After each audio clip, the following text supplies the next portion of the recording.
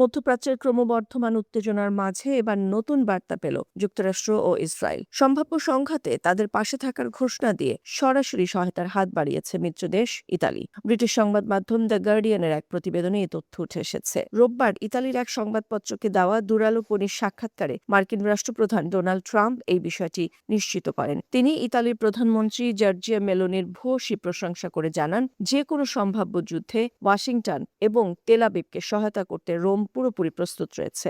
সাক্ষাৎকারে মেলোনিকে একজন অসাধারণ নেতা উল্লেখ করে মার্কিন রাষ্ট্রপ্রধান জানান, ইতালি তাদের সাধ্যমতো সবকিছু করছে। এর আগে বৃহস্পতিবার ইতালির প্রধানমন্ত্রী জানিয়েছিলেন, ইরানের সম্ভাব্য আকাশপথের হামলার আশঙ্কায় উপসাগরীয় দেশগুলোকে আকাশ প্রতিরক্ষা সরঞ্জাম পাঠানোর পরিকল্পনা করছেন তারা। এছাড়া ইউরোপীয় যৌথ সামরিক কার্যক্রমের অংশ হিসেবে দ্বীপরাষ্ট্র সাইপ্রাসের নিরাপত্তা জোরদারে একটি ইতালীয় নৌযান পাঠানোরও প্রস্তুতি চলছে। মধ্যপ্রাচ্যের স্পর্শকাতর সময়ে পশ্চিমা মিত্রদের এমন প্রকাশ্য সামরিক ও কূটনৈতিক জোটবদ্ধতা অত্যন্ত তাৎপর্যপূর্ণ। এর ফলে আঞ্চলিক সংঘাতের মাত্রা আরও বৃদ্ধির পাশাপাশি ইরানকে কৌশলগতভাবে আরও বড় চাপে পড়তে হবে বলে মনে করা হচ্ছে। পরাশক্তিগুলোর এই ঐক্যবদ্ধ সামরিক অবস্থান শেষ পর্যন্ত মধ্যপ্রাচ্যের ভূ রাজনীতিতে কী ধরনের পরিবর্তন আনে, এখন সেদিকেই নজর বিশ্ববাসীর।